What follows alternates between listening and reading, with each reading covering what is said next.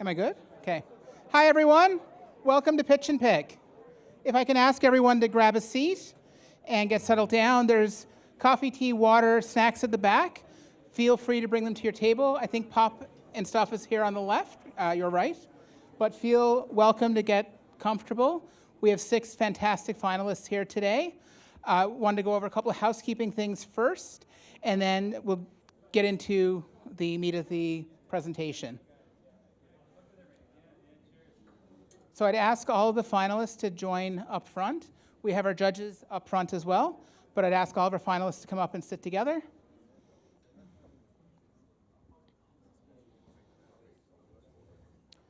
So I'm your MC this evening. I'm Aidan Moores. I'm the Success Manager of Pre-Incubation at Genesis, and I'm absolutely thrilled to be here tonight, this afternoon. It feels like tonight because it's going to be dark in about 10 minutes. But it's great to have everyone here today. Hopefully everyone has their lanyard, has made a couple of new friends, has a comfortable seat, glass of water, and is keen to hear some of these pitches. These are 6 phenomenal ventures. The founders that you're going to hear from are amazing. I really hope you enjoy hearing from them. After they've all pitched, we'll have time to network, grab an ear, and have a chat. They're really interesting to talk to. In terms of housekeeping, washrooms are out the door here on your left, or down this door, there's a family washroom in the main hallway. Without further ado, I want to jump into the land acknowledgement and thanking some of our sponsors. I have this backwards. So in terms of land acknowledgement, we acknowledge that the lands on which Memorial's campus are situated on the traditional territories of diverse Indigenous groups, and we acknowledge with respect the diverse histories and cultures of the Beothuk, Mi'kmaq, Innu, and Inuit of this province. So we couldn't do this without our sponsors and supporters. You saw a slide earlier of all the supporters and sponsors of Genesis. These 6 here exemplify their support through really week in, week out with Evolution as well. They've done lunch and learns. They're the reason we're here, and really thrilled to be able to really highlight them here today. Andrew, I would love to invite you up to bring greetings from Genesis. You're hiding in the back, which is not your style at all. I know you're itching for a microphone. I even have notes. Oh my goodness. Need a magnifying glass? Hey. Aidan, we're not going to joke about the magnifying glass. Absolutely. I have reached that age, that pinnacle. I am there. Anyway, gang, what a turnout. This is incredible. Let's give it up for Aidan. Aidan is absolutely incredible. Aidan leads our pre-incubation. Himself and Maggie, they do an incredible job. They have actually worked with these founders, which is great. Folks, I am Andrew Goldsworthy. I'm the Director of Client Success here at Genesis. So their success is our success. Now, there will be participation. Sorry to break the news here. We do need to amp up the energy level. There was a good vibe here. I only got Robin Murphy kind of robbed me over on that side. We had a nice 20-minute conversation about his tech venture, which was great. I didn't get a chance to move around the room, so I couldn't gauge the full energy level. So I do actually want to get some participation here. I simply need you folks to just say yes. That's not too hard. That's an easy yes, right? So I'm going to give you a simple little statement, question, and you're going to reply to me with a yes. And we're going to try to do it collectively together. So, are we excited for these pitches today? Yes.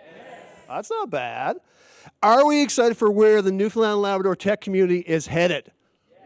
Absolutely. Are we excited that there's going to be a big check issue today? Yes. Big time. I remember back several years ago, our pitch and pick, we had a $2,000 purse. It is super exciting, and Maggie and Aidan, hats off to them for leading and for championing to basically get the purse to where it is today. So it's actually awesome. Folks, at Genesis, we help build amazing tech companies. Our clients have collectively created over 2,500 plus jobs. That is incredible. Generated $650 million in annual recurring revenue, and capital has raised $700 million in capital. Folks, we are getting close to the $1 billion club. And guess what? These 6%ers will help us get even closer because you folks are going to get us there, which is incredible. Evolution challenges entrepreneurs to validate their tech business ideas over a course of 8 weeks. And we're proud to have nearly 100 ventures with us in this past year, 3 cohorts. That's 100 tech ventures.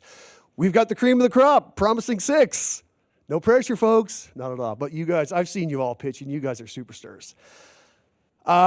So of these 6, they're all champions. But there will be actually a champion named tonight. The big check. We do have the physical big check, which is exciting. Aiden mentioned it earlier, but I do want to throw in another thank you to our sponsors who make Evolution and Pitch and Pick possible. Amera, Ray Agency, Springboard Atlantic, and Blue Drop. And I can't forget our peeps who support Genesis, ACOA, IET, Memorial, NASDAQ, City of St. John's, Exxon, Fry Family Foundation, BDO, Cox & Palmer. Thank you all. Deep, deep love for all of you. Now, that's enough of me. So we're going to enjoy some pitches tonight. I want to thank everyone for getting out. This is great. Great to see a full room. I absolutely love this. After the pitches, there will be a networking. We've got some great little samplers back there, some tidbits. So heartfelt, sincere thank you from Genesis, our team. Genesis has experienced extreme growth over the past year. We went from 2014 having a team of 8 to now having a team of 16, where I just met our student intern, Emma, who's going to be joining us in January. Anyway, excited for that. Folks, enjoy the evening. Enjoy the pitches. Looking forward to this, and you're all going to do great.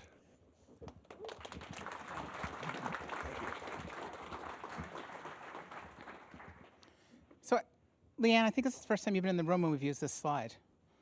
So I apologize, but thank you. Why we're here today, Andrew touched on it, it's a pitch. So everyone that's pitching has been given 10 minutes to do their pitch and have some questions from our lovely judges panel. And basically, I have a little Miss Minutes sign. When the minute's up, when you're up to the 10-minute mark, you're going to get a 1-minute warning. So just keep an eye on that, folks. And judges, please don't ask the hard questions at 9.5 minutes. So someone watch your clocks. There's 6 prizes, over $15,000 in prizes. There's a giant check down on the back wall. One of these lovely companies here, their name's going on it tonight. There's a community choice. This is where we need your help. Please don't vote yet. Vote after you've seen them pitch. This is not a political competition. So let's get started. So again, our sponsors, we wouldn't be here without you. You'll see this slide pop up a lot in this deck, but it's because we genuinely appreciate the support. Our judges. So the order that's here isn't the order they sat. That's not their fault, that's mine. Adam is with BDO. Siobhan is with Cox & Palmer. Jenny is with Ray Agency. Nikita is one of our founders of Nuclic. And Paul Burt is with Fry Family Foundation. So thank you all for being here today and giving us 2 hours of your time to listen to these pitches. So, without me holding the mic any longer, I want to give the microphone up to our duo team. Everyone here is solo pitching except our first pitchers. It was luck of the draw. Last night, Maggie threw everyone's name in a hat and pulled them out.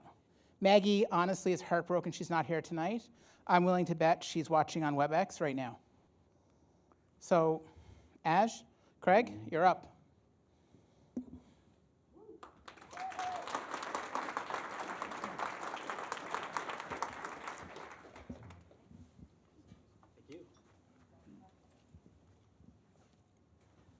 Hi there, I'm Craig and this is Aj. We're really excited today to tell you about Veristart.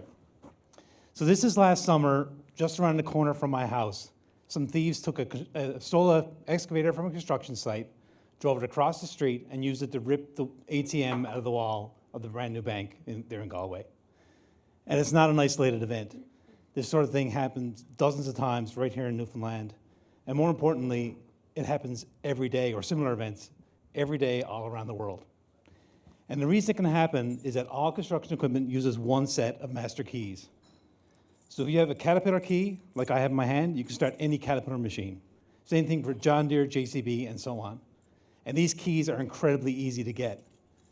You can buy a full set that operates 39 different brands of equipment for $17 on Amazon. So these keys provide virtually no security.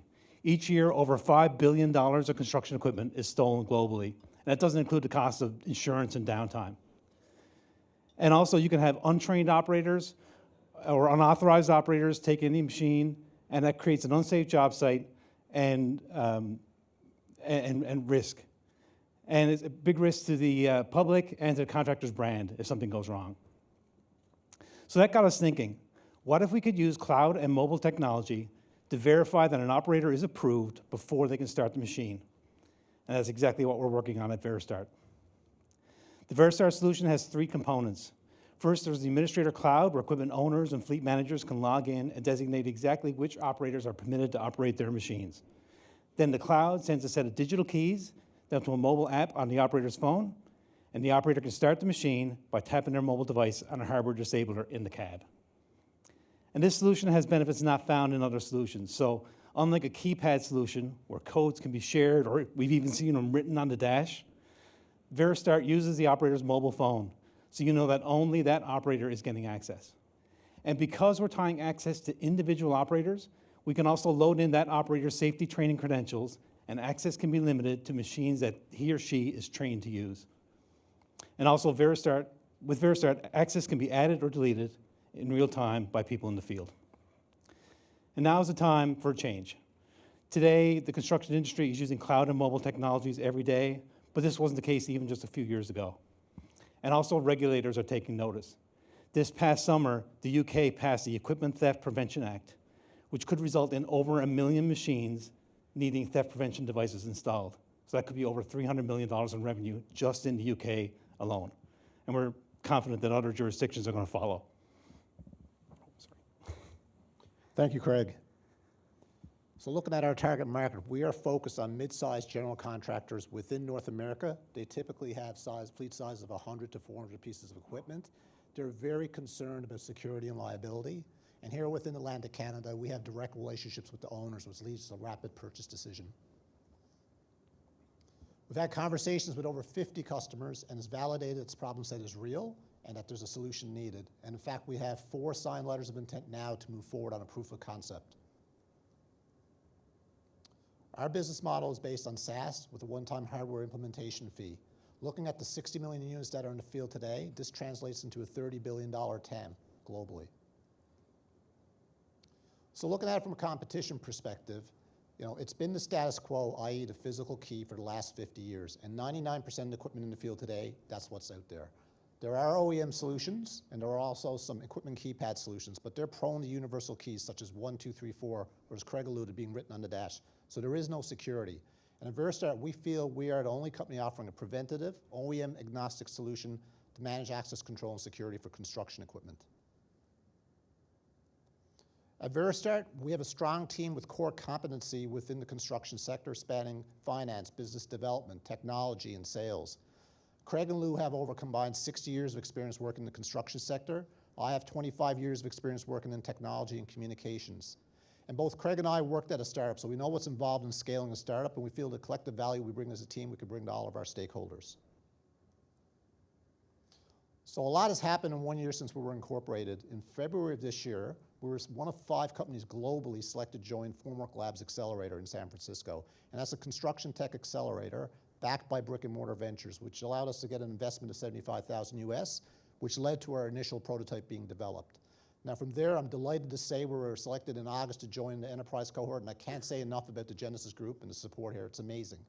And now just last month, we were named by Built Worlds, a networking function within the construction tech sector, to a top 50 list of equipment and tool providers. So a lot has been happening. Craig and I actually fly to Halifax this evening for Creative Destruction Labs tomorrow. So there's been a lot of momentum and a lot of excitement. So we're hoping that continues now as we move forward. And so looking forward as well to the future, we have a 3-phase plan for growth, for scaling for growth. And today, we're at the technology market validation phase. Our focus is on product market fit. We want to get to that point so we can get to the next stage, which we'll be looking at market adoption.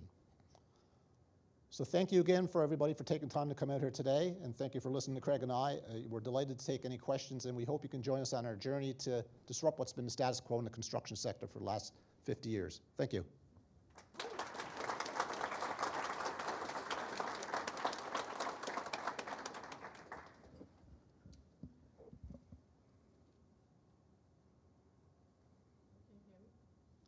Yep, I can hear you. Congratulations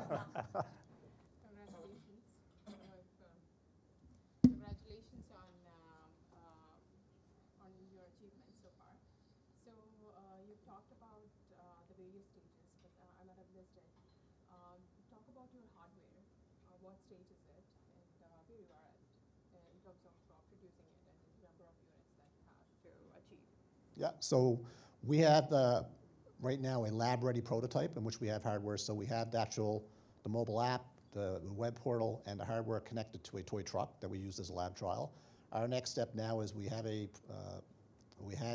scope of work that's been presented to a local company that we're working with to develop the hardware. The hardware piece is really right now an Arduino board connected to a relay that goes in line into the ignition system. There are some sensors in there as well, so we'll look at some additional data that we can leverage moving forward. But we are trying to minimize the cost and the complexity of the hardware because we want to focus more on the software side. The data is where the more important piece will come in the future. So we are right now going from a lab to a proof of concept stage from a hardware perspective. Wonderful. So do you see any challenges in this path? There's going to be lots of challenges once we get into the field, no doubt. I think, though, we got a really good trajectory in terms of where we're at. The lab component had a lot of the features that we needed from a software perspective in there already today, and we've been able to test that. I think the big thing will be having something that's rigorous and able to go into the field, and also looking then once it's in the field, what are some of the things that we didn't think about and start iterating around that. But our swim lane is security, and managing the equipment. So I think we have a pretty strong, specific swim lane. We just need to make sure the equipment can withstand what we need in the environment. I love your branding and the name and your tagline. It is really great. So excellent job on that. Thank you. I'm just wondering, do you have an IP strategy? We have the beginnings of an IP strategy. So we're registering copyrights on the like you said, the brand and the tagline. Trademarks are the next step, and then we're in the process of sort of fleshing out all that the IP. Thank you. Great job, guys.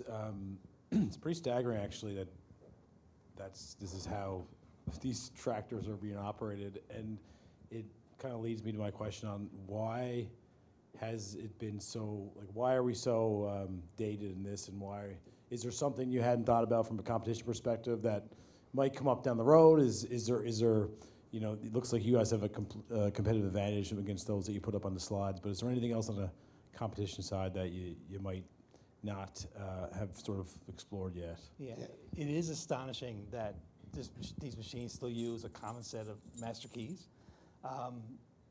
One of the big reasons that still happens is that downtime costs so much on a job site that if you had a unique key like you have for your house or whatever, then that key gets lost, and now there's an excavator stuck in the middle of a job site that you can't move because you need a key. So that's why a unique key is not a solution. Keypad solutions have had some traction, but then what ends up happening with a keypad solution, because of the same concern, they all end up getting set to 1, 2, 3, 4, or like I said, written on the dash, so you don't have any downtime.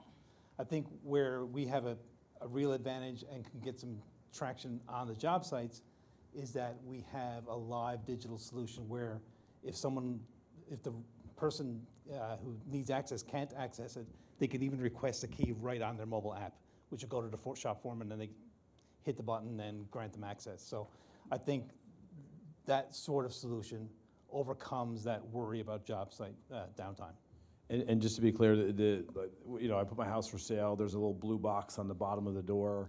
Agent gets it. He scans it. Is effectively this very similar technology. Is that fair to say? It's a similar technology. Yeah. One of the big concerns that we have to overcome that you wouldn't have to overcome in that sort of environment is that sometimes these construction sites are off the grid. They could be outside of cell range, no Wi-Fi signal or any of that kind of stuff. So we had to develop a solution where the code would be, the digital key would be sent to the phone and stored on the phone so that when the machine is offline, it could still start the machine. So that's Great job. one key I'll difference. just add to your initial part of your question too. This has been the status quo for a long time, and we asked ourselves, like, are we drinking our own Kool-Aid? But when we got accepted into Formwork Labs, it validated, because this is a construction tech accelerator. It's backed by Bechtel Engineering, largest private engineering firm in the world. United Rentals was one of the investors into brick and mortar ventures. So it validated that this problem exists, and through that venture, we started to realize they're just digital laggards in construction. They're starting to get to that place, but this is a problem that exists, and as Craig mentioned as well, from a security perspective, there's regulatory drivers now to change that as well. So it's a window of opportunity as well. Perfect. Thanks, folks. Oh, thank you. Surprise.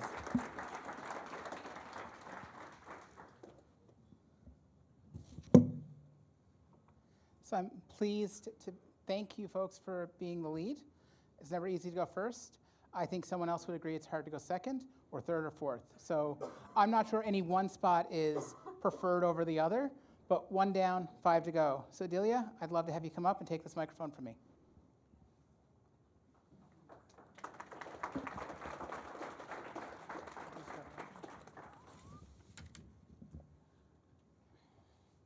Hello, everyone. My name is Adilya Dragan, and I'm a CEO of Starluv. We all have that clothes that we do not wear anymore. They're too big, too small, we don't know what to pair them with. Actually, in fact, 8 out of clothing haven't been worn over the past year. And they're just sitting in our wardrobe, taking space, and bringing us a lot of mental effort in the morning. This piles up to 28 billion pieces of clothing in North American wardrobe. They're basically sitting in the wardrobe. They can be sold, they can be turned into cash and free space, but in fact, only less than 1 billion items are actually listed online. Why? Because it takes so much time and effort to list items online. You need to figure out the price, you need to think of a detailed category. What if you come up with a not good enough title? So you decide not to sell. And we have a solution for that. I'm happy to introduce you to Starluv, the next generation marketplace that to sell and buy clothes online the easiest way possible. So within just one picture, our AI will analyze it and generate the title, pick up the perfect category, and the description. And actually, when we showed that to our users, they were amazed with the result, and they definitely could see the wow effect. And they didn't expect it to be this good.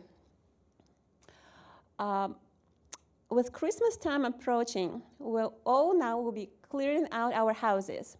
And imagine you have this pile of clothing that you know you're not going to be wearing anymore, and you want to sell it. By using Starluv, you can do it 2 to 4 times faster with less mental effort and better end result.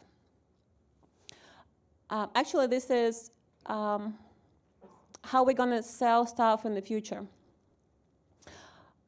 Our customers are mostly ladies who take care about the environment. They are looking for sustainable fashion. They want to save money. They're looking for extra sources of income. They are open-minded. And for our customers, it's incredibly easy to sell on Starluv. It takes some effort to sell on Poshmark and eBay. Still easy to sell on Kijiji and Facebook. But there are scams, there are no shows, there are no shipping. And I would like to bring your attention to the fees. Most of the competitors, they charge one of the parties, while Starluv splitting the fee between them. And by doing this, we're still able to capture 17% of the order value while keeping the fees attractive for both buyers and sellers. We have gained some traction with the inventory, the growing user base, the sellers. We have daily organic traffic from the United States. We have positive feedback from our users. And we have power sellers. Those are people who sell online for a living. That's their job. And we have created something special for them. They all want to be listed on all of the platforms, but it takes some time to actually go and relist all the inventory. So we are offering them to duplicate their existing listings from other platforms to Starluv. And by doing this, we are solving the chicken and egg problem for us. Buyers need sellers, sellers need buyers. So by offering and rolling out this bulk transfer tool, we are bringing thousands of listings to the platform instantly. With a goal of 100,000 sales, monthly sales, our team are ready to roll out some game-changing features, such as like bulk transfer tool, as I mentioned right now, Starluv app, and the AI fashion assistant. AI fashion assistant, think of it as a personal stylist in your pocket. Here we are covering the second part of the problem. We don't want to have clothes that will then sit in your wardrobe. We want you to have a smart wardrobe, so you wear everything you have, you like it, and you look great. And with our team, we are ready to bring that to life. We're 16 dedicated professionals with years of experience. I forgot. Yeah, and with our advisory team with decades of experience in the startups and AI, Starluv is prepared for success. And to bring this, our vision into the reality, we're seeking for a pre-seed investment. And this is the time for a new marketplace to arrive. Thank you.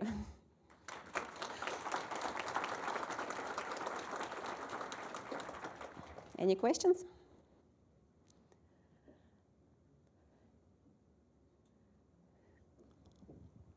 Can you hear me okay? Yes. Perfect. You mentioned the AI fashion assistant. Yes. I'm just wondering what kind of personal information might you be collecting from your customers in that aspect of your We are asking pitch? for two pictures, the picture for the full body type and for the face. So we can analyze the skin tone, the body type, and we also have a small questionnaire where we find out how does a person's lifestyle looks like. For example, like there are so many stylists that will bring you perfect outfits, but you do not wear it because it doesn't match your lifestyle. So this is how we're gonna figure it out. And do you have any privacy plans in place for how you're going to deal with the collection and security of that information of your customers? We haven't started it yet, but definitely something to think of in the future. Thank you. Thanks. I love this idea. It's really great. you. I want to sign up for it right now Go because my for it, like closet the is Starluv.ca, you can scan the ridiculous. QR code. So I just want, and I also like your branding. I think it's really, it's really cute, and I think it goes really well with your overall strategy. How do you plan on marketing this service? We have a few channels. Our main channel is, of course, social media because we're an online platform and we want to spread the word as much as possible. And thanks to Meta, they're doing really great with targeting the right customer. We're also thinking to collaborate with influencers to combine our audience. So this is our two main channels for marketing. Yeah. Thanks. I had a question on the, I guess, on the sort of, if you're selling from your home, and you said there was no shipping costs. How does that work from a user? If I'm selling items from my closet from a buyer, does the buyer pay it directly? How does this sort of logistics work from a cost perspective to Starluv? We charge fees per transactions. So once the item is sold, the shipping is covered by the buyer, and the fee is charged, we charge both sellers and buyers, a small portion of the fee. And once the transaction is completed, all the money are distributed. Okay. And then other sort of costs to your business on, this is a you said the model was going to be on a commission effectively per transaction. Is there any other way to monetize that? Have you looked at? Yes, we can bump up their listings in the beginning of the feed. And like we were looking at $1.10 to bring their listings to the beginning. For the AI fashion assistant, we're thinking to have their first outfit on us and then charge a small subscription on a monthly basis, because I know people, they are ready to pay for a ready-to-go solution, especially if it works. Congratulations, Adilya. Thank so, are you considering any other partnerships apart from buying and selling? Are you thinking of using this platform for something else as well? We're thinking to use the technology, and basically the technology that they put into this platform can be used in any field. You can sell cars in Vietnam, for example, because there is there's a need in there. We build a unique marketplace, and the technology that you need, like AI generates everything, and all the hard work is done by the AI, all the boring job is done. It can be used anywhere, basically. Yeah, I think my question was directing towards the data and the clothing industry partnerships that you can advertise or things like that. Such kind We're of thinking on that partnerships. pace. Yeah. I'm just gonna finish really quick, sorry. Talking about Banana Republic, they all have like those mannequins. What if I enter the store and the store will provide me the perfect outfit that's tailored to me? So I don't have to go and actually try on thousands of items and get tired after this. I can get like this, this, and this, and don't buy from the mannequin. It's tailored to me, according to my body type and my skin tone. So we're looking into it. Yep. Thank you. Thank you.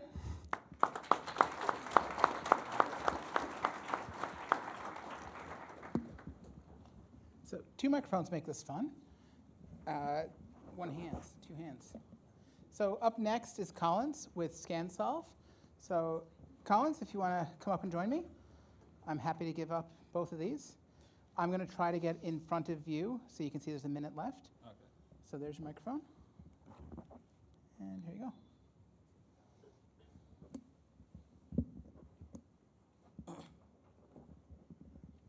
Hi, we are ScanSolve, and we empower personalized learning with AI. In just 4 months, we have achieved 250,000 monthly active users and over $300,000 in annual recurring revenue. Plus, we are trending on the App Store in so many different countries, and we are currently ranked 155 most downloaded education app in the whole of Canada. Now, you might think that education is a solved problem, but traditional education systems fail to provide personalized support to the students. And many people all over the world face limitations in accessing quality education because of where they live or financial struggles. With ScanSolve, we have built a personalized learning platform where users can learn, discover anything, anytime, and anywhere. Our users fall within the age range of 13 to 35 years, and we have achieved massive user growth in these key countries, showing the global demand of ScanSolve. Now, you'll be wondering why we have gained so much traction in a short period of time, and that is solely because of what we have built. A comprehensive mobile app that offers 24/7 AI tutor support to our users, providing instant assistance to any question in any topic. And we have also combined artificial intelligence with machine learning to provide better understanding to our users in any question. We have adopted the best business model for our platform, as we have generated over $300,000 from our paid users through subscriptions, and over $96,000 from our free users through advertisements. We have achieved over 1,000 active subscriptions showing the strong demand for our platform all over the world. Our market potential is very huge. In North America, the education technology sector accounts for $4.8 billion, with over $1 billion in the high schools alone. If we target just the US high schools, our obtainable market is over $135 million. Our competitors offer valuable solutions, but ScanSolve stands out with its 24/7 tutor support, customized lessons, and interactive learning. Our competitive edges lies in our user-friendly and personalized experience with our 24/7 AI tutoring that makes learning engaging and exciting to our users. We believe in the future of ScanSolve, and we have a very big vision. Today, we are an AI-powered tutor, and we are currently implementing personalized experiences in all our services. And our vision extends to partnering with educational institutions in the near future. I am Collins Chukwuma, the CEO and founder of ScanSolve. Currently, I'm the sole member of our team, but we are actively searching for new talent to join us on our mission to empower and personalize learning and transform education. The feedback we have gained from our users pushes us to continue innovating and improving ScanSolve. We are proud to be making a positive impact on people's lives. Thank you, and I will appreciate if everyone learns with ScanSolve.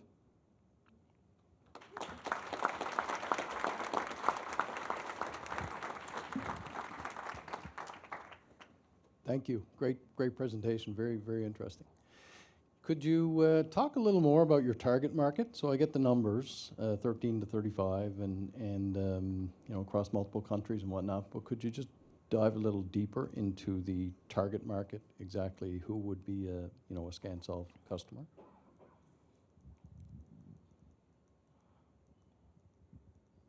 We are currently targeting learners between these ages of 13 to 35, because our platform answers questions mostly for high school. We targeted mostly high schools, and we were focused so much on the United States and Canada. And our target audience is currently just high school students, but we see like people of 20 to like 35 years still using our platform for PhD work, some doctor's degree, and some other uses, because our platform answers so many questions. So we are extending the capability of the questions and everything our platform can do to like ages of this group. But currently, our main focus is on high school questions and high school students. So can you touch upon the competition? There are so many different apps and the availability of courses that you could do online using the apps. So even you talked about US or even in India. So how are you going to differentiate and talk about the market share that you're going to do? Well, currently we are offering this 24/7 tutor support that actually no other person in the market offers. We use artificial intelligence to make sure it's available online every time. And we guide the student towards any question that they have, not giving them. We don't provide the answer to your question. This is an example of one of our students using our platform to ask, to learn linear equation. And they asked they told the tutor to just tell me the answer. And it says, I understand that you want the answer, but I can't provide it to you. Instead, it pushes it to like try to learn and solve it together with it. And that's exactly what our tutor does. It pushes you to solve it by yourself. Doesn't give you the answer, but you come up with the answer. And we have seen a lot of our students actually use this platform, this tutor. That's one reason why we actually gained so much traction. And no other competitor in the market offers that right now. And our user-friendly experience, we offer this user-friendly experience that makes it very easy to use our platform. So people just know what to do when they get into the platform without any onboarding or tutorial.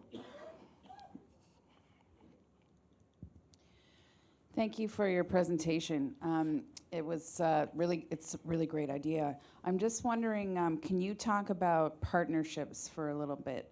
And if you have approached school boards or colleges, universities, if that's another, I guess, a consideration for your target audience. Thank you so much for your question. Well, currently, we just launched 4 months ago. And we are like B2C, business to customer, and we are looking into B2B with partnering with educational institutions. And that's like our vision, our big vision, our future, what we plan to do in the future. So currently, we haven't partnered with any of these universities or high schools. And but we plan to do that. And how we plan to do that is that we currently have gotten over 15 million questions asked on our platform. And we group these questions into courses and lessons and into their different topics and other.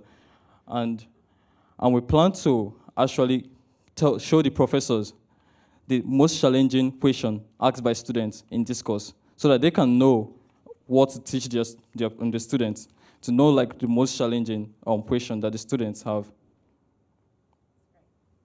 Thank you. Just one last, do you have enough time or no? No, that's fine. We're out of time. That's fine. All right, thank you so much.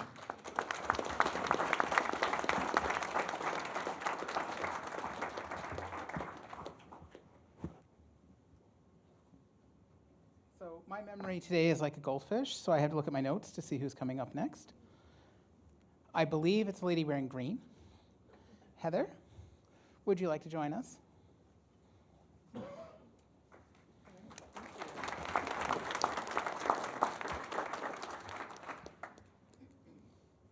Hi, I'm Heather Zurel, owner and data scientist at Data Farms. We're an IoT precision farming company, and at Data Farms, we help people grow food. One of the farms we help is our own. As farmers, we know the challenges of growing food in a changing climate, and we've developed a solution. So what are the key challenges that farmers face in the current economy and climate? The costs and risks of growing food are increasing.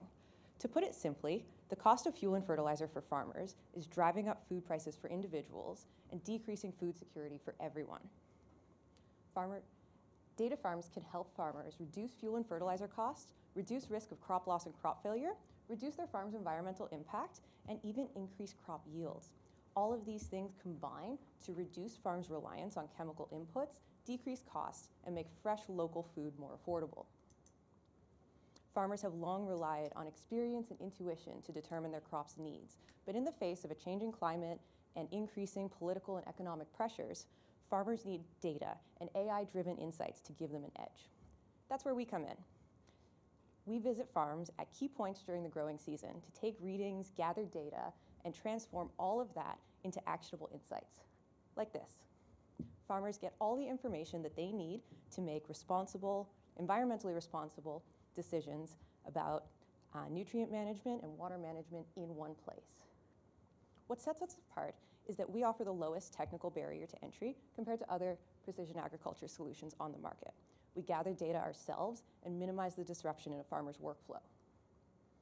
The total global market is more than 600 million farms operating globally, with almost 200,000 in Canada.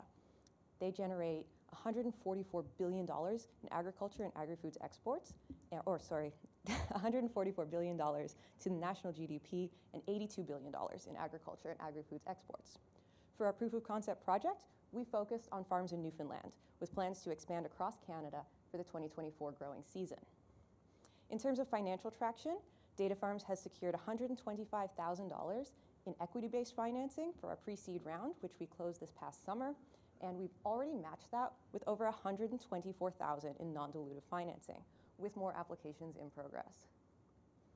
Currently, we're finishing up our proof of concept project where we've illustrated that the data and recommendations that we provide to farmers are valuable. In our next phase, we'll be securing additional financing to grow our team, build inventory, and expand across Canada. Then we'll look at international markets and specialty solutions for high-value crops. I'm an experienced data scientist and farmer. I invented the hardware for our very early prototypes and even built the cloud platform to support research and data insights for farmers. Our experienced and ever-growing team has a broad range of experience and talent to ensure Data Farm's success. Our partnership with experienced and reputable consulting firm CompuSalt ensures that our customers have access to their data in a secure and reliable manner. So all the food that you see here was grown at a data farm. When you purchase food grown at a data farm, you know that that food was grown in an environmentally responsible and cost-effective way, which means that you can be part of making farming more sustainable. Together, we can feed every single person on this planet sustainably. Can I count on your help? Today, Data Farms is seeking investors for our seed financing round and to grow our network of farm partners. Please contact us to invest or partner, and to learn more about our technology and stay up to date on our progress, I encourage you to follow us on social media and sign up for our newsletter at datafarms.ca.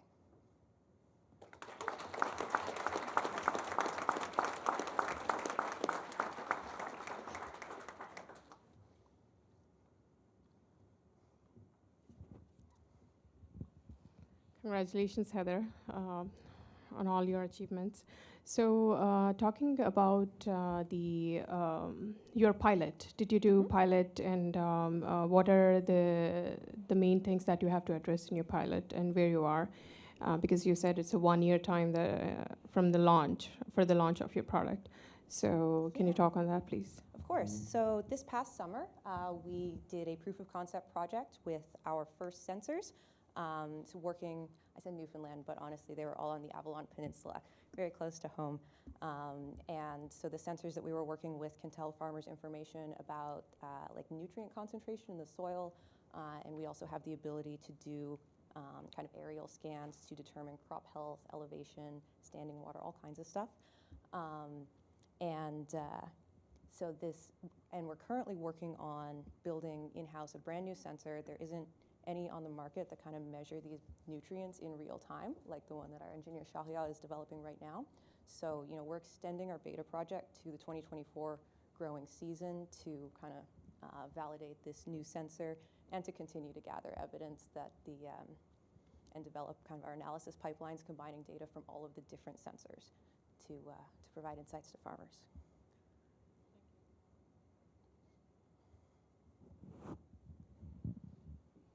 Hi, great job and very interesting. Could you talk a little bit more about the interaction between, say, the human piece and the technology piece? When I noticed in your pitch earlier, you said you visit the farm, but it's entirely sensor driven once you place the sensors, is that correct? Or?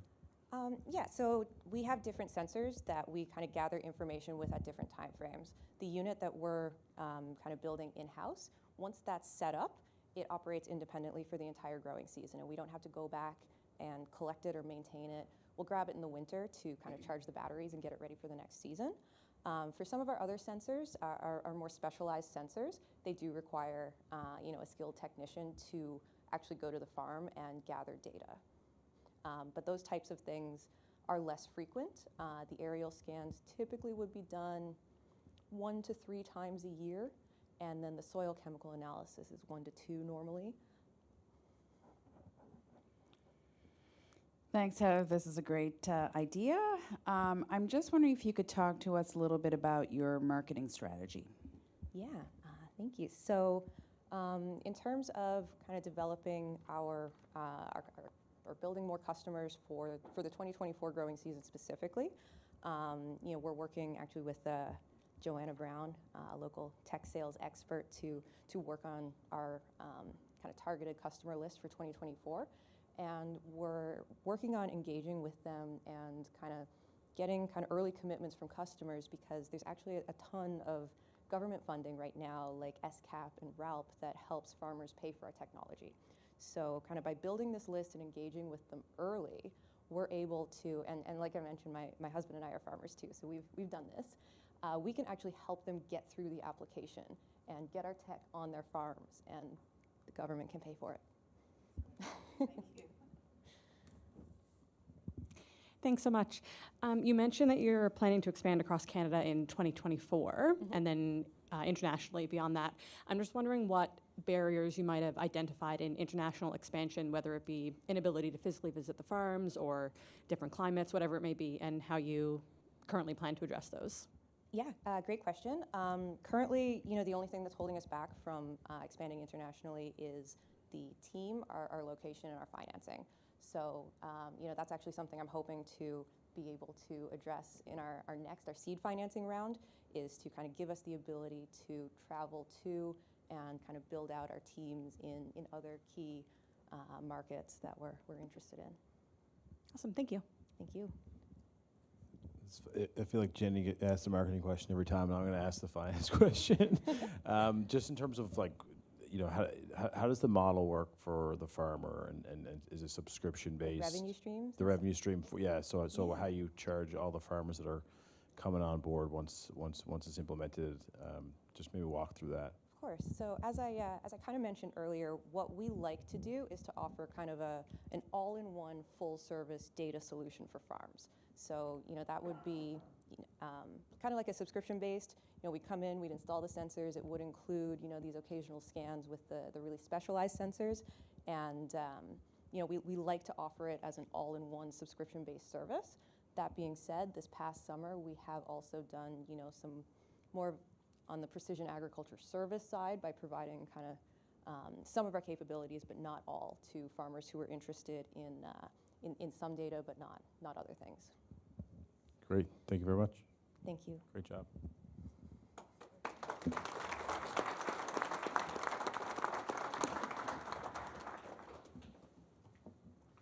So before I call up our second last presenter, I hope everyone's taking really, really good notes, because there's actually a pop quiz at the end of the sixth presentation when we send the judges away. And you think I'm joking? This prize back here, that's up for offer, so it's highly competitive. We did this summer, and it was neck and neck right down to the last question.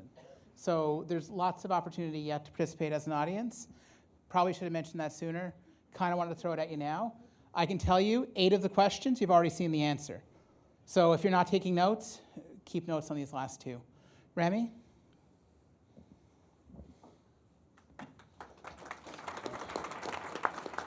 I'm just going to do the same thing.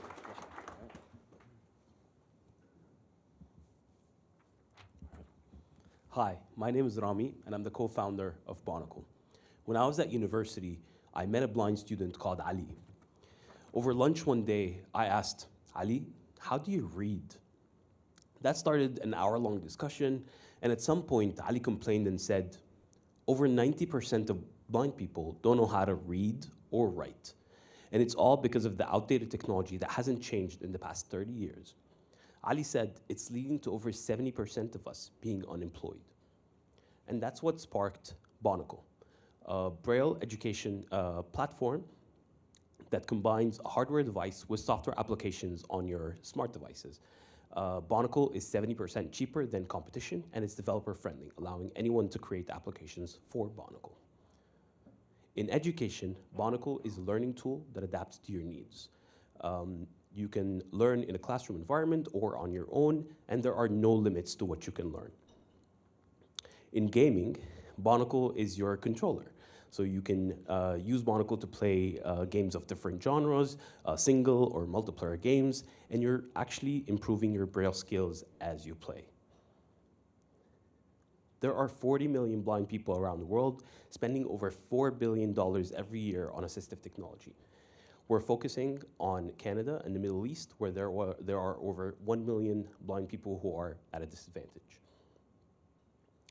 We focus on working with businesses and governments that support people with visual impairment to become the tool of choice for learning and teaching Braille.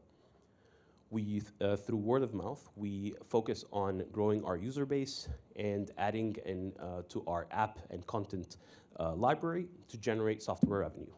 In parallel, we're scaling our manufacturing to be through our partners, and we're building a network of local service providers.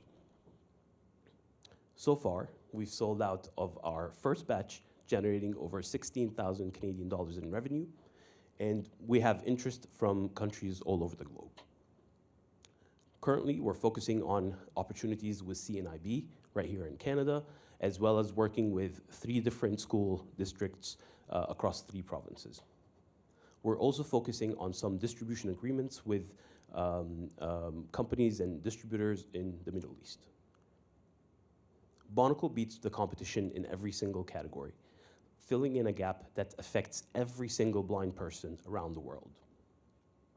And especially with our portability and expandable software library, so far we've basically, like people say, it's a much better deal than what they can get.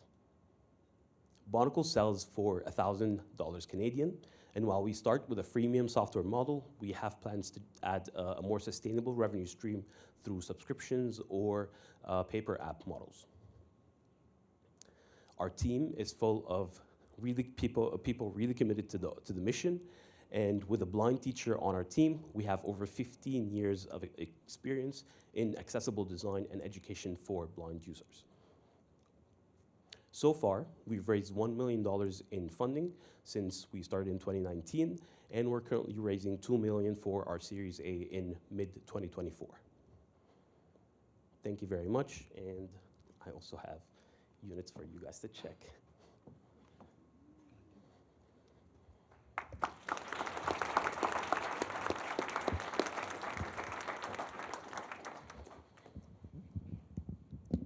This is amazing. Excellent idea.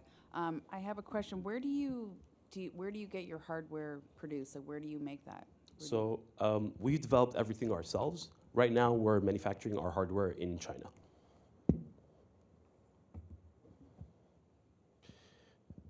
Jenny stole my question, but my next one is kind of follow up on that. Is you said you sold out? How is sort of the supply chain? You know, it sounds like there's a demand for the product. Like, do you foresee any issues in sort of building up inventory, or was this purely waiting for the cash flow to purchase the inventory? Is that the sort of stage you're at? In terms of complexity with like the previously during COVID, we did have a bit of an issue with some components that we couldn't get in time and stuff like that. We have solved those issues so far, so we don't really have a problem with supply chain. The only thing that we're trying to do is not to have inventory that's just laying around. So we're basically trying to get these orders in so that we can ship straight away from the manufacturers to the customers. And just on the products, I think it's $1,000 to purchase, or $9.99. What sort of margins are you making on that product? Or is that too confidential of a question? You don't need to answer that. I would prefer not to. That's okay. I just have another question. What has the feedback been from blind people, from people who are actually using the product? So how can, like, have you? Oh. So if you, I'm just showing this, but no, 100%. That's a. Did I miss this? No, Was it- no, okay. This is another Okay, thank God. backup slide that I have. We've had amazing feedback. We've met with a lot of people who are educators themselves. They are looking for a solution. They haven't found a solution in a very long time. And we are in continuing conversations with these people to basically try and have them test Bonocle, give us their feedback, give us like a long-term experience so that we have success stories that we can use and then build on with other customers that we talk to.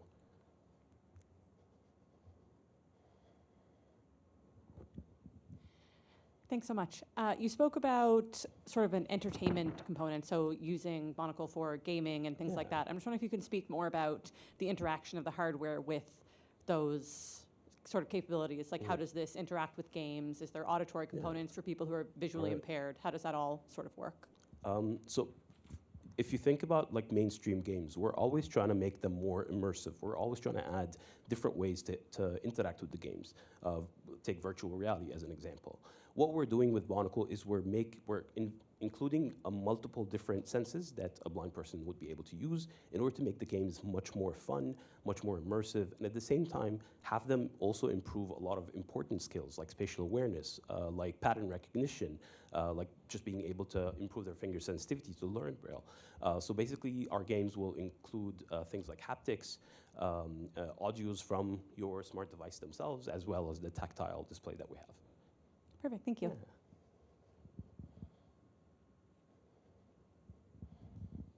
Yeah. On the competition side, it seems like you're outpacing the rest.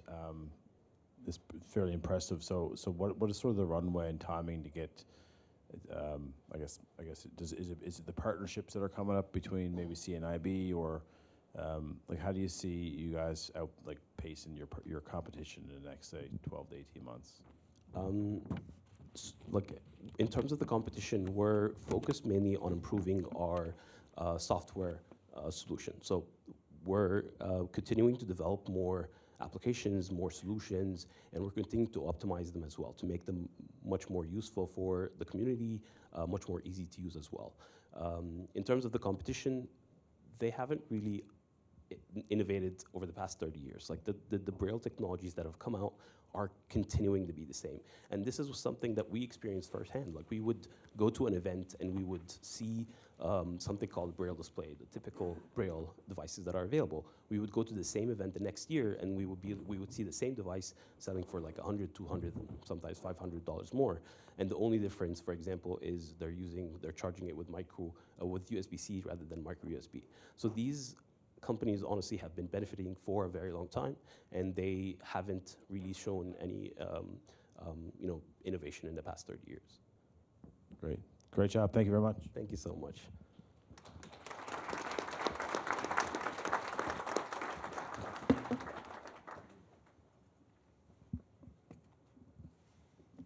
Thanks, Remy.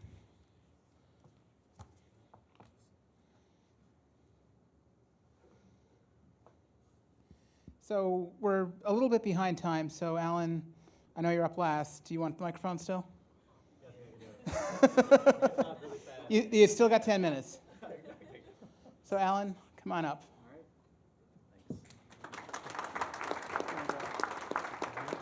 I'll do the same thing with sign. All right, hi, I'm Allan Smith. I'm one of the founders of SmartDoor, and we make overhead doors reliable and safe. And overhead doors are big garage doors. And the problem with overhead doors is they break, and when they do, it leads to disruptions in your critical operations.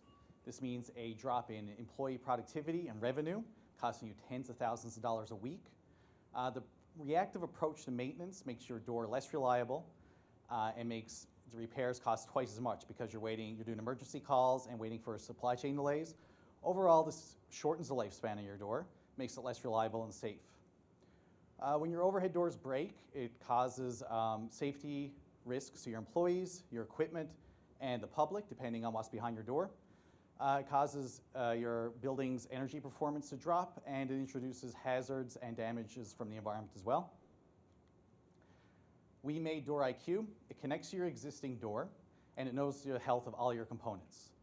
Door IQ tells you the problems with your door that you can't see, so you can fix them before they break. This planned approach to maintenance means that you can order all of your parts ahead of time, so there's no supply chain delays, and you can deploy your maintenance resources more effectively. This means the lifespan of your door is extended, it's more reliable, and it's safe. This keeps your operations running, protects your revenue, and your reputation. The status quo right now is basically doing paper or electronic inspections on the door for compliance reasons. This produces compliance reports. Inspectors can't see hidden problems, and they're not always done by experienced personnel. They react to maintenance. They have no ability to plan their maintenance. SmartDoor offers a novel product. With our data-driven approach, we can give you health reports for all your assets. We can give you reports to plan your maintenance, your procurement, and plus, when there's something wrong with your door, we tell you about it. So far, we made a prototype. We put it on a door, tested it successfully. Then we made version 2, and now we're currently finishing version 3, which is the version we're going to use for a pilot. We've proudly been accepted into the Genesis Enterprise program this summer. The customers for this would be emergency services, parts suppliers, municipalities, and mining companies. The market for overhead door maintenance in North America is $8.5 billion. It's $1 billion in Canada, and $250 million in Alberta, which is our target region for deployment. We'll make money by selling the hardware at a profit, plus a monthly subscription for the diagnostic tools, and we'll have a pay-per-use for the compliance portion. For the first 2 years, these monthly financials show that we'll be have a steady, flat growth. And then in year 3, we become profitable as our OpEx and our cost of goods sold flatten out and our sales go up. We'll be at $3 million in revenue at a 20% operating income. To make this happen, we need money. We need to complete the MVP, execute the pilot, and start sales. There'll be a lot of R&D into novel hardware, machine learning for our data analysis, and AIs for assistance programs. The team, Calvin Canning, we're the 3 founders. He has over 10 years of experience running an overhead door maintenance company. Corey McQuillan has 30 years in construction operations. I've got 20 years as a software developer. We got the expertise and the commitment to make this happen. Our ask is for $500,000 pre-seed investment. You can get 10 to 30 times return over the next 10 years, and you get to be part of changing the overhead door industry, making businesses' operations run reliably, globally. Thank you. Visit the website. Thanks for Genesis for putting it off and giving me the opportunity to pitch, and the judges for making the hard decisions, and for everyone for showing up, and everyone at home for tuning in as well. Hi, kids.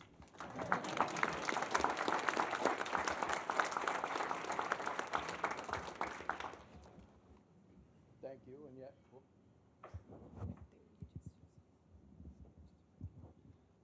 Thank you, and again, very interesting. This is going to be really difficult. Just one question. So in my past life, I had a few garage doors, and instead of reactive maintenance, we would use proactive maintenance. So how are you going to sell me on this concept, and what type of cost approximately am I looking at per door? Because a door in itself is not, too expensive typically. Well, we're on commercial overhead doors. The cheapest one is 30 grand that we're in, the market we're in, the ones with torsion springs. So they do have some sort of preventative maintenance, but that's when the inspectors go out and they're like, hey, is there enough lubricant on the track and this and that? And they're like, yeah, it looks like it, and they tick it off. Compliance-based, once a year, whereas we, for us, so I mean, that's the price range we're in. And our price point is insignificant compared to the cost of the overhead door. And beyond being preventative, when that door goes up and down, we can say, hey, your tension spring needs to be turned half an inch more. We have proven that with our prototype, that we can get to that level of detail. We can say, hey, there's a screw at the track 3 feet up from the ground on the left side, or on one of the sides. So that's kind of the difference. Our big differentiator is that we can detect hidden problems. And beyond that, things like the lifespan of the components, we can also just include in all that as well. Thanks a lot for your presentation. It's a great idea. I love it. Thanks. And I really like that it just sort of struck a chord with me. It really resonated. We make Door IQ. I think that's a really great line. It's a great benefit. Just want to talk about your branding. Talk to me about your branding a little bit. I'd like to talk to you about our branding. So we recognize that we need IP protection and a branding strategy to protect, to create a moat. We currently have a full IP strategy outline and costed. We're waiting on funding. And we have the same idea to develop a brand identity and a whole brand around that. And I hear Ray Agency is a great place to do that. So. Can you talk more on the business model, considering various options that you have? So right now we're doing asset sale plus the monthly subscription for the diagnostics.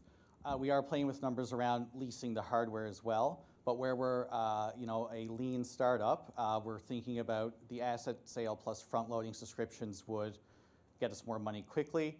The data is really has all the value. So beyond the diagnostics, we can see how we can drive procurement and automate a lot of procurement. We can go to the technicians as well. When they walk up to a door, they pull out their phone. It will know what door they're at. It will know everything about the door, all the components, and say, here's how you replace this, here's how you replace that, here's a reference to the documentation from the manufacturer. So we got big ideas and lots of features, but we're just trying to get that MVP out on to start our pilot. We got a few people here in Newfoundland. We just got some papers to sign, and some customers in Fort McMurray who are going to put it on their doors. Just curious that you mentioned Alberta would be your target, and can you just elaborate on that? Well, I mean, we're good for Newfoundland or Alberta. Alberta is where Corey and Calvin currently reside. And they already have companies that have support structure around it that can help SmartDoor. So that's why we're going to go there. They have the people they trust and the technicians they trust to go through the process, kind of work out the kinks as we're deploying. They'll just make it a bit easier. Great job. The technology, is there any way to, or can that be used for anything sort of else in the future, like other types of doors? Doesn't it need to be, or is this? I get the market is specifically for these types of doors, but in the future, do you see any other opportunities to leverage that technology for any other types of products or product lines? Yeah, as far as doors go, like I mentioned, the 30,000. So that's basically because it's worth it to them. We have spec'd out a bunch of different components. Version 3 has a lot of commercial components, so we can do ones that are more residential oriented, and there may be some partnerships with overhead door companies and that type of thing. But what we have is pretty much good for overhead doors. Do I have time for one really quick question? Real quick. Is your hardware compatible with all commercial overhead doors? Yes. Okay. Yep. It just connects. Simple answer. It wires in, and yeah, they all have common parts. So. Perfect. Thanks. Hey, you're welcome. Thanks, Alan. Thanks.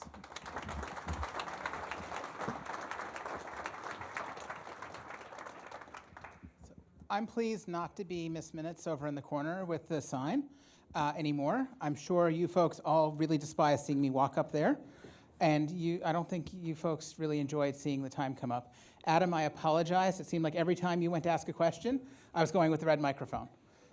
Now, our lovely judges have the opportunity to head downstairs, and they had the easy job of making a decision of who's the champion tonight.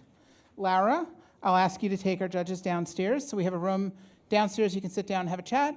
And in the meantime, I'm going to bring up a QR code.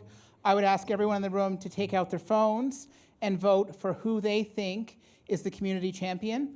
I'd take a couple of minutes to do that, and then I want to hop into a trivia questions. And I really hope everyone has really good notes.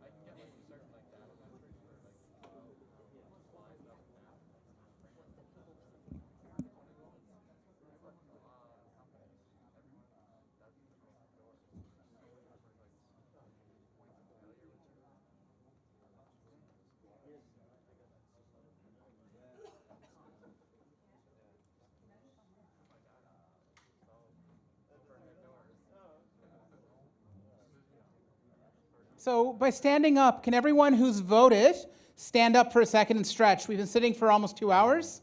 I've been up and down, but I'd love to get everyone who's voted to stand up.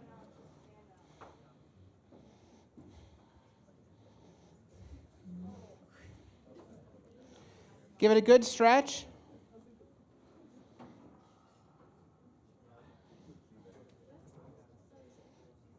So there's a really cheesy way to get a round of applause, because now I can ask everyone to clap, and I'm getting a standing ovation. So would everyone clap for me? I don't deserve it. Ladies online that are watching that aren't here tonight, Carla and Maggie, I know they're heartbroken to not be here. Jane, I think, is probably watching online as well. So half of our team aren't here, but they are here in spirit. I want to make sure to say that because I know they're listening, and if I don't, I'll be talking to them tomorrow. In the meantime, it looks like the majority of the room is standing. Feel free to grab a glass of water, and then I want to jump into the second Slido.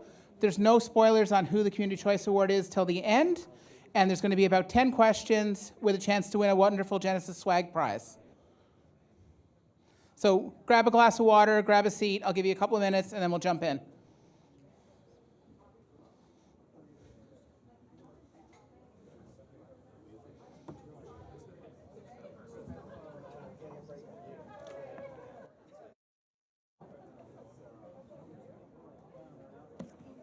Yeah. How long do they have?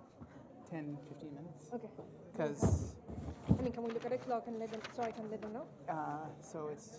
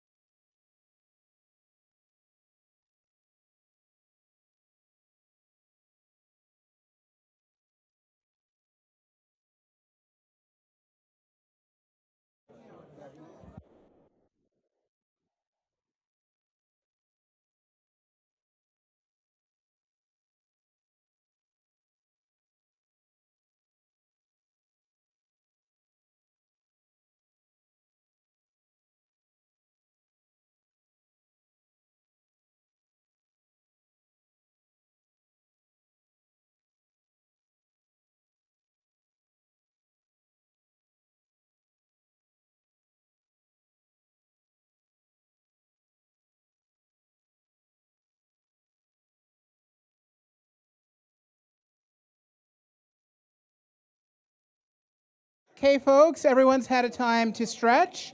Now let's get competitive.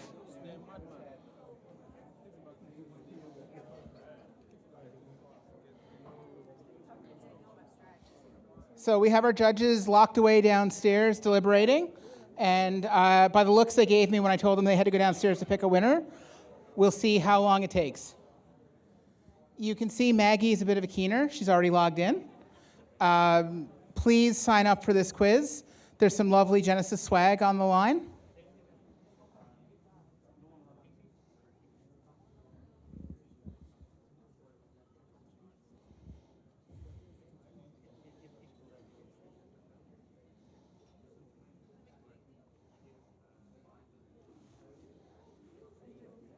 What? They got time. This week.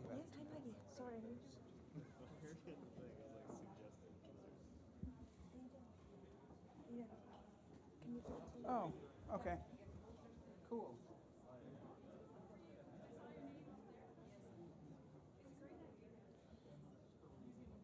The online, Riley, can you flip it to that screen?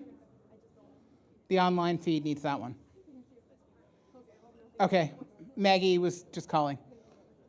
So in full representing Maggie and taking care of me even though she's not here, for those of you online, you should now see the quiz and have an opportunity to sign into the quiz. The downside of laying my phone down, I didn't know anyone was calling me. So we had over 100 register. I'd like to get up over 50 before we start the quiz.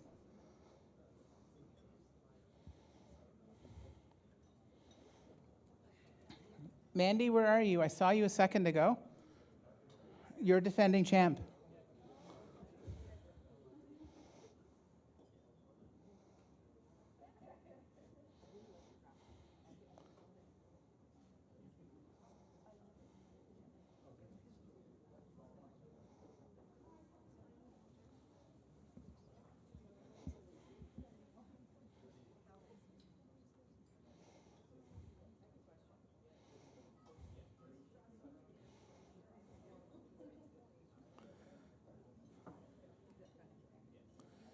Okay, so first question. Mr. Goldsworthy, what's your job title? So there's 4 options. Is he champ, manager of success and failure, director of stuff, or director of community success, client success?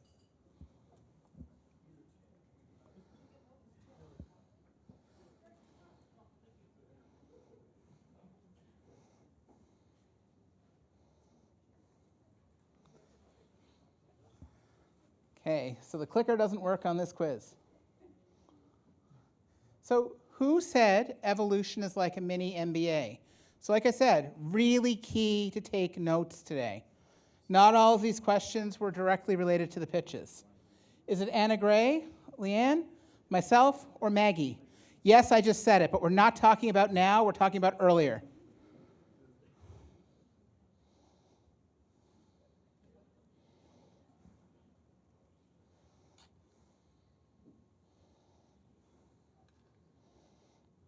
So James, you're leading. Mandy, you got a challenger. So what's the prize on the line tonight? What's the prize pool? Is it 10K? Is it more than $15,000? What's on the line?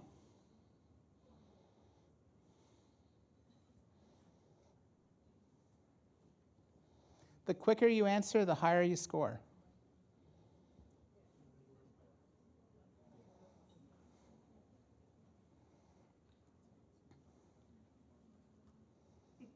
Who are our judges today? I introduced them very early on. There's 4 options on the board. 3 of 4 were here tonight. One of the options you should recognize from a popular television show from probably the 1970s.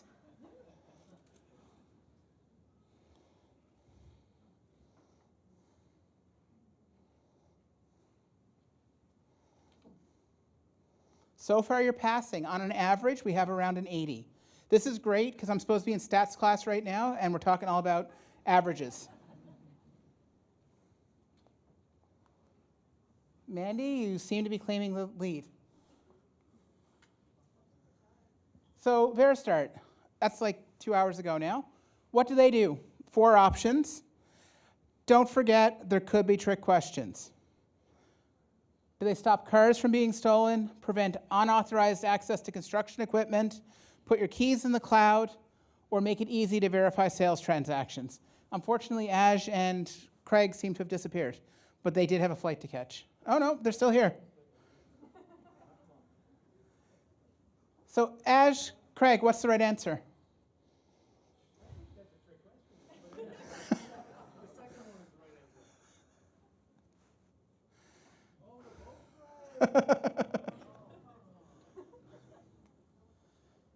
Starluv, Adilya, what does Starluv do to save time, save people time? Using generative AI description, using one picture, offers local food delivery. Anyone getting hungry with it being lunch hour, supper hour? Helps them shop on Amazon for deals, or offers a ride to friends.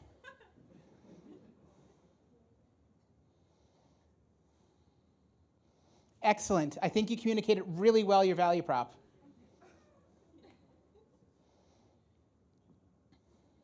Okay, someone got to take Mandy down. She can't win 2 in a row. ScanSolve, Collins. How many users in just 4 months? Over 100,000? Hasn't launched yet.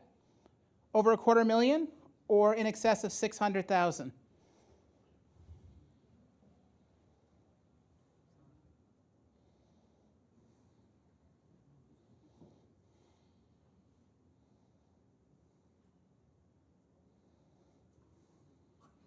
So this might separate out some of the leaderboard.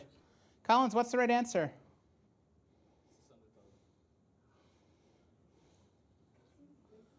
So no leaderboard that time. Data farms helps what grow? Trees fast, people and food, Cabbage Patch Kids, or grass greener?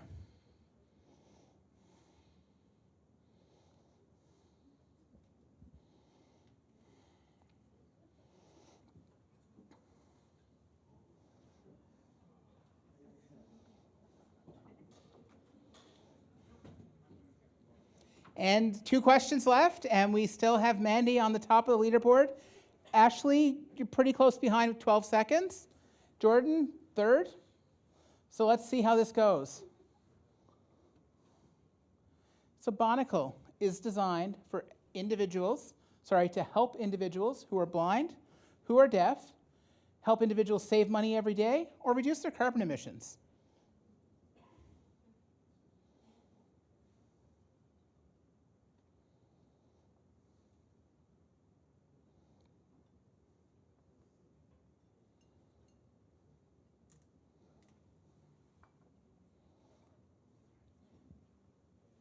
Last question. SmartDoor makes overhead doors reliable and safe, makes all doors smarter, helps to screen visitors, or makes doors more reliable and safer.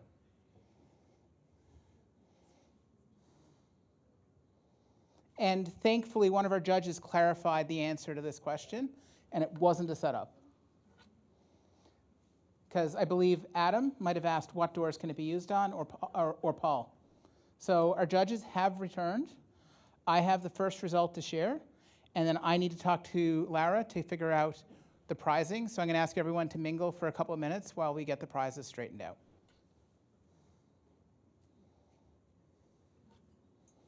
Mandy, do you want to join us up front for your swag prize?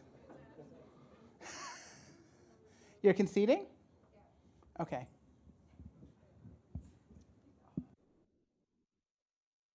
Everyone wants to take a minute if they want to grab a drink, or I think there's still some snack foods at the back. I need to chat with the judges so I know what I'm talking about next and get organized to pass out the prizes.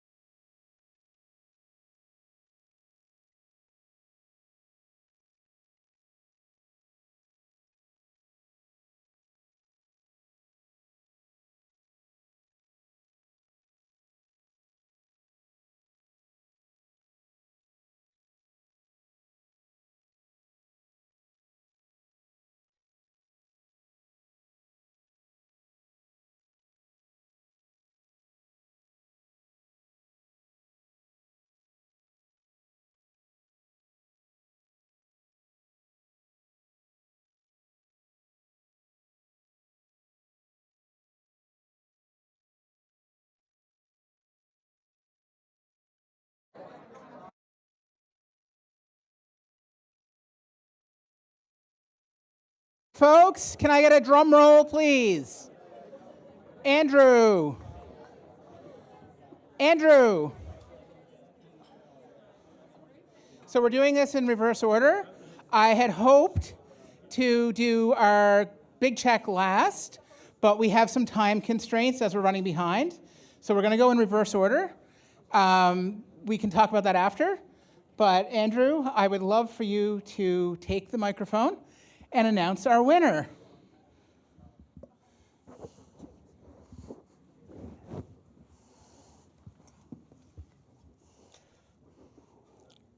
Awesome. Okay. Anyway, what an awesome event. Anyway, and we kept most of the house here too. Folks, so our big check winner, number one for tonight, 6 incredible presentations. I was just talking to Yasser in the back of the room there. Yasser is actually in this current cohort of evolution, and he was like, Andrew, those pitches were incredible. And I said to him, I said, well, you know, they were practiced, and that's what it comes down to. Okay, so that's enough of me. Our grand champion, top prize, top pitch goes to Veristart, Aj, and Craig. Woo! So come on up, guys.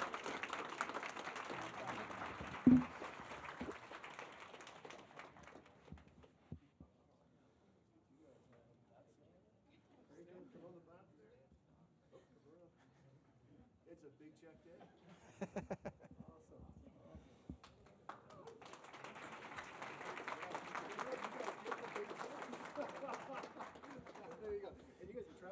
Here, folks, stay warm. Oh, cool. Thank you. This is a check package? Check is yours. I can take it downstairs if you're going to the airport. Yes, please. That'd be great. Thank you so much. Don't lose it. We'll talk next week.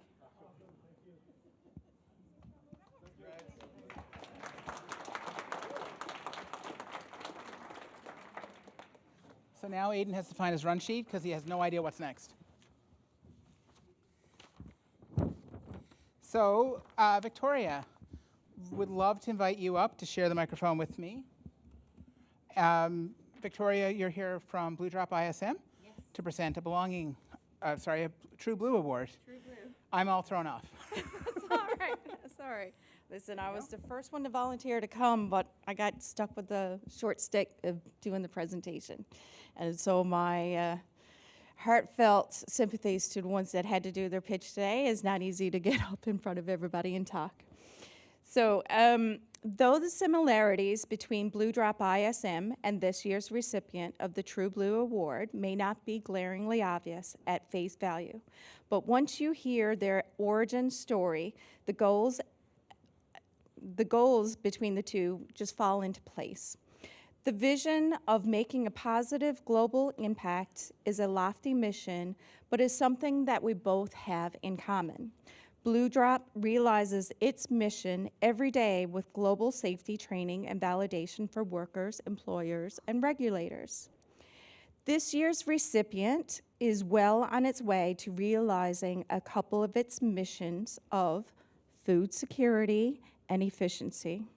Anybody know what it is? Please join me in congratulating this year's recipient, Heather of Data Farms. You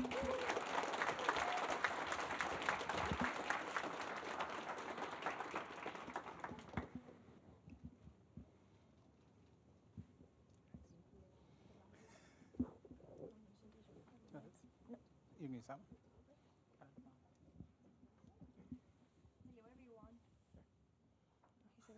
Okay. Good, cool. Hello, everyone. Okay, so the Belonging Award is presented through the Genesis Belonging Initiative, and thanks to the support of the Fry Family Foundation, is a tribute to individuals from equity priority groups who successfully completed the Evolution program. It recognizes their outstanding commitment to continuous improvement, community, and collaboration, core values at Genesis. Please join us in celebrating the achievements of Saeed Zizan Rizvi, the well-deserving recipient and founder of Malax.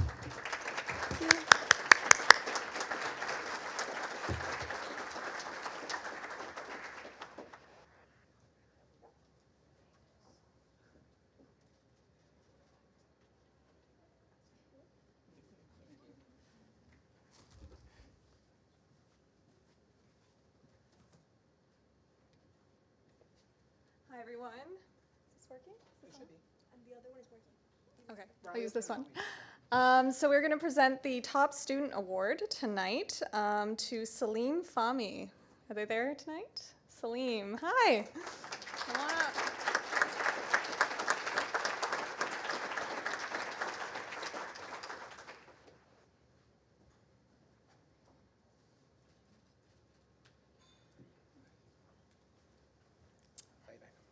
All right. So before we jump to the final, Riley, can I have this one back? Okay, before we jump to the final two awards, which normally would have led up to the giant check, wanted to explain the last couple. Anyone remember those two pitches tonight? A couple of you might have seen them, just not this evening, but they actually participated in evolution over the past year, and they're two founders who really exemplified the awards that they received. So they were invited to pitch, and they were some of the top 16, but I feel it would be remiss to not point that out, that they also were in the top 16 over the last year, and their participation and work and what they're working on is both just fantastic, and their love and effort for their enterprise is second to none, and we really wanted to highlight what they're doing and really look forward to working with them as we go forward. Anna Gray, I would love to have you back up. Community of choice. Thank you so much, everyone. I'm Anna Gray Campbell, by the way, Manager of Community Engagement with Genesis. So I am going to present the community choice as voted by the audience tonight, the people's champ, ScanSolve.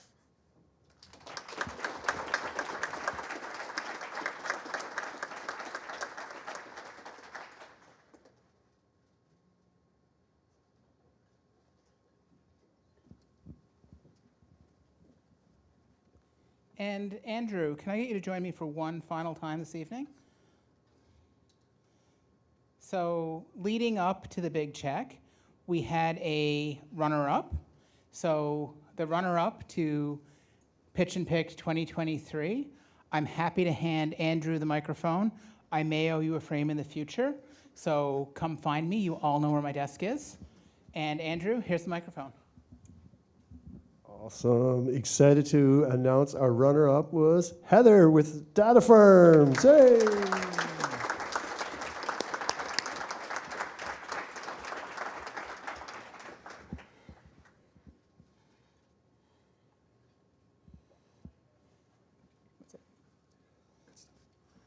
So thanks everybody for coming this evening, this afternoon. As it gets darker, it really feels like it's night. That's it for the festivities and the awards today. I want to extend a thank you to the 4 judges that are still standing. I think Adam's still here somewhere. I just don't see him there. So I sincerely thank all 5 judges, all 7 finalists for pitching, and all 16 companies that actually competed for the opportunity today to be one of the top 6 competing for that giant $10,000 check next to me. I would love to see my name on it, but Veristart, I'm very pleased to see their name on it. In all honesty, I would have loved to see anybody's name on it. I don't envy you folks as judges. I sincerely thank you. Keep your heads warm with the hats that we gave you. It seems inconsequential for the effort you had to put in tonight. I want to thank Red Oak and EIX staff for supporting us putting off this event, our photography today as well, and the Genesis staff that have been circulating around. And we were pleased to be able to partner today with Springboard Atlantic IP Initiative. For those of you that stuck around, you've been in the room for about 3.5 hours, so your legs might be a little bit stiff. Take it easy when you walk out. It's windy here at night. Take it easy in the parking lot. Feel free to stick around, have another drink. But thanks all. I will ask all of the finalists to come forward. We'd love to get a snap with the finalists and the judges. And if there's any Genesis staff still kicking around, it'd be nice to get a picture with us as well.